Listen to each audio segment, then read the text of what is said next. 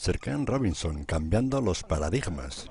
Actualmente todos los países del mundo están reformando su educación pública y hay dos razones para eso. La primera es económica. La gente trata de resolver cómo educamos a los niños para que encuentren su lugar en la economía del siglo XXI. ¿Cómo hacemos eso? Considerando que no podemos anticipar cómo será la economía al final de la próxima década, tal como lo demostró la reciente crisis. ¿Cómo hacemos eso? La segunda razón es cultural. Cada país está tratando de entender cómo educamos a nuestros niños para que tengan un sentido de identidad cultural y de esa manera pasar nuestros genes culturales a la comunidad. Mientras se es parte del proceso de globalización. ¿Cómo cuadrar ese círculo?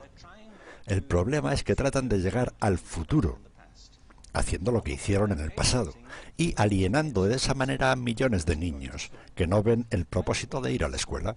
Cuando nosotros íbamos a la escuela, la historia nos enseñaba que si trabajábamos duro y nos iba bien, obteníamos un título universitario y luego un trabajo. Nuestros niños no creen eso. Y por cierto, no están muy equivocados. Es mejor tener un título antes que nada, pero ya no es una garantía, y particularmente si esto te lleva a dejar de lado lo que para ti es importante. Algunas personas dicen que tenemos que elevar los estándares como si se tratara de un avance. Sí, realmente deberíamos. ¿Por qué los bajaríais? Me he encontrado con un argumento que los persuade de bajarlos. Para elevarlos, por supuesto, hay que elevarse. El problema es que el actual sistema educativo fue diseñado y concebido y estructurado para una época diferente. Fue concebido en la cultura intelectual de la Ilustración y en las circunstancias económicas de la Revolución Industrial. Antes de mediados del siglo XIX no había sistema educativo público. Realmente no podías ser educado por los jesuitas, es decir, si tenías el dinero. Pero la educación pública, pagada por los impuestos, obligatoria para todos y de distribución gratuita, era una idea revolucionaria. Y muchas personas también la objetaban. Decían, no es posible que muchos niños de la calle y de la clase obrera se beneficien de la educación pública, no son capaces de aprender a leer y escribir. ¿Por qué estamos malgastando el tiempo en eso? Así que esto también fue desarrollado sobre una completa serie de supuestos sobre la estructura y capacidad social, dirigido por un imperativo económico, manejado directamente a través de un modelo intelectual de la mente, que esencialmente es la visión de inteligencia de la Ilustración, la verdadera inteligencia que confía en nuestras capacidades de razonamiento y el conocimiento de los clásicos y sus nombres, lo que vinimos a pensarlo como habilidad académica.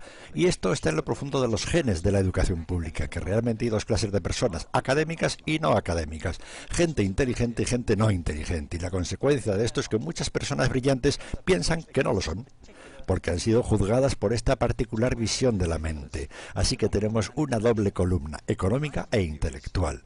Y mi visión es que este modelo ha causado un caos en la vida de muchas personas. Ha sido fantástico para algunos que se han beneficiado mucho de esto, pero la mayoría de la gente no. En cambio, ellos sufren por esto. Esta es la epidemia moderna y es tan inapropiada como ficticia. Este es el juego del TDAH, el síndrome de hiperactividad. Ahora este es un mapa del síndrome de hiperactividad en Estados Unidos, o de medicación para la hiperactividad. No me malinterpreten, no quiero decir que no existe el trastorno por déficit de atención e hiperactividad. No estoy calificado para afirmar tal cosa. No soy de la mayoría de los psicólogos y pediatras que sí creen que esto existe, pero es aún algo para debatir. Lo que sí sé es como un hecho es que no es una epidemia. Estos niños están siendo medicados tan rutinariamente como nosotros nos sacábamos las amígdalas, basado en los mismos caprichos y en las mismas razones médicas de moda. Nuestros niños están viviendo el periodo de estímulos más intenso de la historia de la Tierra. Están siendo asediados por información que llama su atención. De cada plataforma, computadoras, de los iPhones, de avisos publicitarios, de cientos de canales de televisión. Y por eso son penalizados, porque se distraen. ¿De qué? De cosas aburridas. La mayor parte de la escuela. Me parece que no es total coincidencia que el incremento del síndrome de poca atención fue paralelo al incremento de las pruebas académicas. Los chicos se distraen con todo este tipo de cosas, con frecuencia, drogas y tal, para que se enfoquen y se calmen. Pero de acuerdo a este mapa, el déficit de atención se incrementa a medida que viajas al este del país. En Oklahoma la gente comienza a perder interés.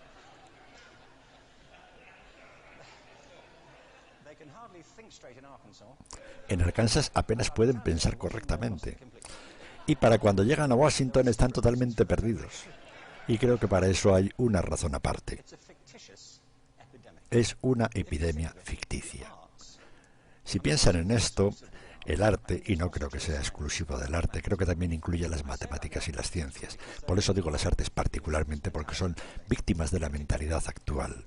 Particularmente, las artes se dirigen especialmente a la idea de experiencia estética. Y la experiencia estética es cuando nuestros sentidos operan en su máxima expresión.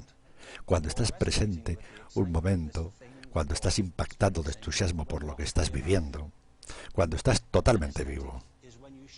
Y lo anestésico es cuando cierras tus sentidos, insensibilizándote a lo que está pasando. Y muchas de estas drogas son eso. Estamos haciendo transitar a nuestros niños por la educación anestesiándolos, y creo que deberíamos hacer exactamente lo opuesto. No debemos encerrarlos, debemos despertarlos a lo que está dentro de ellos. Pero el modelo que tenemos es este. Creo que tenemos una educación que es modelada en interés del industrialismo.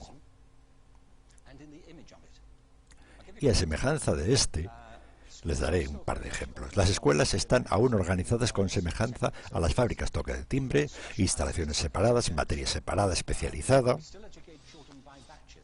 Todavía educamos a los niños en grupos. Los ingresamos al sistema por grupos de edad. ¿Por qué hacemos eso? ¿Por qué ese supuesto que se pone de que lo más importante que tienen en común es la edad? Es como si lo más importante fuera la fecha de fabricación. Conozco niños que son mucho mejores que otros de su misma edad, en diferentes capacidades o en diferentes momentos del día, o mejores aún por su propia cuenta que en grupo.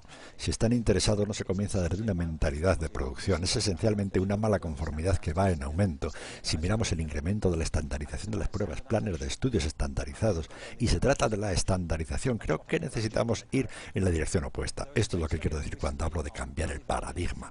Hay un estudio sobre el pensamiento divergente, publicado hace un par de años. El pensamiento divergente no es lo mismo que la creatividad. He definido la creatividad como el proceso de tener ideas originales que tienen valor. El pensamiento divergente no es un síndrome, pero ayuda.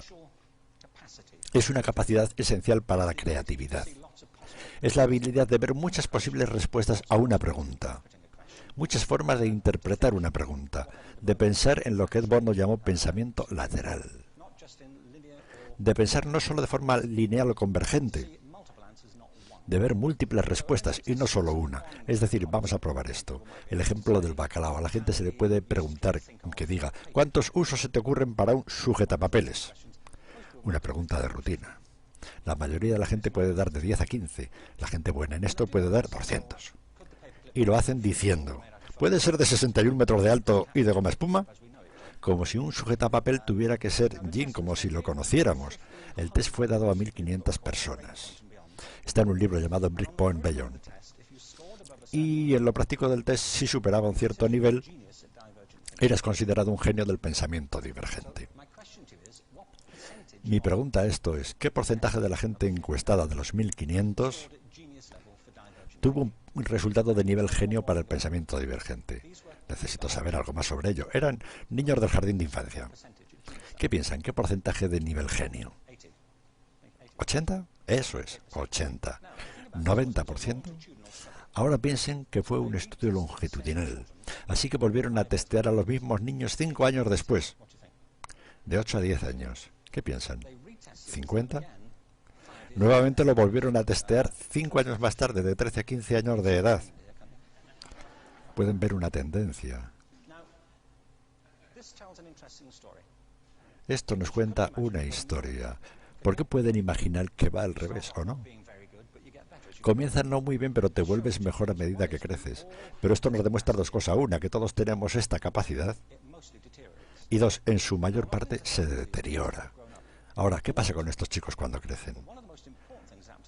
Mucho, pero es una de las cosas que más convencido estoy. Es que para entonces se vuelven educados. Pasan 10 años en la escuela donde le dicen que hay una respuesta y está al final. Y no miren, y no copien, porque eso es engañar.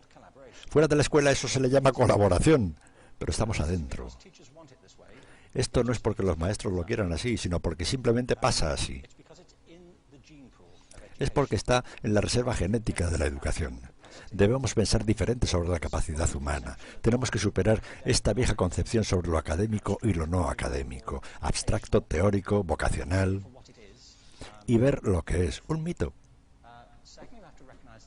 Y en segundo lugar, debemos reconocer que la mayoría del gran aprendizaje es en grupos, donde la colaboración es la fuente del crecimiento. Si atomizamos a la gente, si los separamos, que trabajen separados, creamos una especie de disyunción entre ellos y su ambiente natural de aprendizaje. Y en tercer lugar, es crucial por la cultura de nuestras instituciones, los hábitats de nuestras instituciones y los hábitats que ellos ocupan.